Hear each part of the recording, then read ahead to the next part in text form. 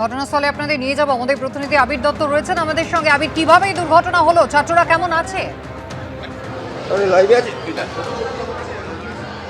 দেখো, যেটা জানা যাচ্ছে যে ইতিমধ্যে এই যে দুর্ঘটনা, সেই দুর্ঘটনার পরে যে স্কুল চত্বরে যে হুলুস্থুলুস পরিস্থিতি তৈরি হয়েছে তা সামাল দিতে পুলিশ এসে পৌঁছয়।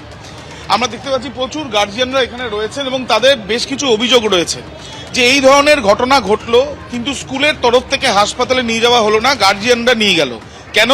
তার কারণ প্রত্যেক বছরই যে বিভিন্ন খাতে যে ফি বাবদ নেওয়া হয় টাকা, সেইগুলো এর মধ্যে অন্যতম হচ্ছে অ্যাম্বুলেন্স। সেই অ্যাম্বুলেন্সের জন্য টাকা নেওয়া হয়, কিন্তু অ্যাম্বুলেন্স আজকে উপস্থিত নয়। আমরা কথা বলেছিলাম কর্তৃপক্ষের সাথে, কর্তৃপক্ষের যেটা বক্তব্য যে অ্যাম্বুলেন্সের যান্ত্রিক ত্রুটি। যারা এখানে রয়েছেন গার্জিয়ানরা, তাদের এটাও বক্তব্য যে এখানে একটি ফার্স্ট এডের একটা বক্স রয়েছে, বড় করে রাখা রয়েছে, কিন্তু সেই বক্সও খোলা যায় না, বাথরুমের এখানে দরজাও বন্ধ। যারা রয়েছেন তাদের সাথে একবার আমরা কথা বলবো। কি কি অভিযোগ আপনাদের? অভিযোগ বলতে স্কুলের এতই নেগেটিভনেস আছে যেগুলো আমরা বলে। আপনারা কি সবাই অ্যাম্বুলেন্সের টাকা দেন? হ্যাঁ, দেওয়া হয়। ফিজের সাথে সমস্ত কাটা হয়। আজকে পাওয়া গেছে অ্যাম্বুলেন্স না না না না অনলাইন অ্যাম্বুলেন্স আজকে ছিল না।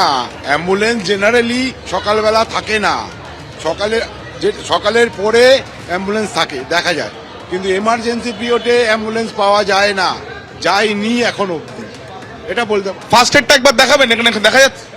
ওই যে ফার্স্ট এড,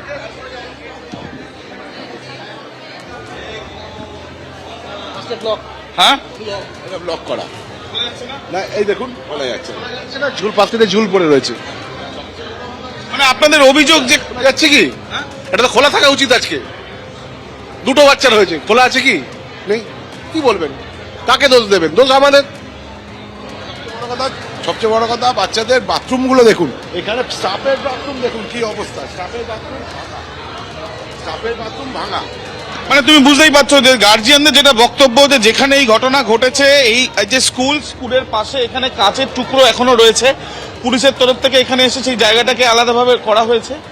এই যে কাজ ভেঙে ওপর থেকে পড়ে যায় দুজন, এবং এবং এবং ইতিমধ্যে যারা গার্জিয়ানরা তারা বলছেন, তারা আশঙ্কায় রয়েছেন যে তাদের এই যে ঘটনার পরে তারা কিন্তু ভাবতেই পারছেন না যে এই ধরনের ঘটনা ঘটে গেছে এরকম একটা স্কুলে, এবং তারপরে হাসপাতালে নিয়ে যাওয়ার ক্ষেত্রে যে দেরি হওয়া, অ্যাম্বুলেন্স না থাকা, ফার্স্ট এড স্কুলের বাইরে না থাকা, সেই বিষয় নিয়ে আমরা কথা বলেছিলাম কর্তৃপক্ষের সাথে। এবং কর্তৃপক্ষের তরফ থেকে যেটা বলা হয়েছে যে অ্যাম্বুলেন্সে কিছু সমস্যা যান্ত্রিক ছিল, সেই যান্ত্রিক ত্রুটির কারণে অ্যাম্বুলেন্স তারা নিয়ে যেতে পারেননি, এবং তারা বিষয়টি দেখছেন।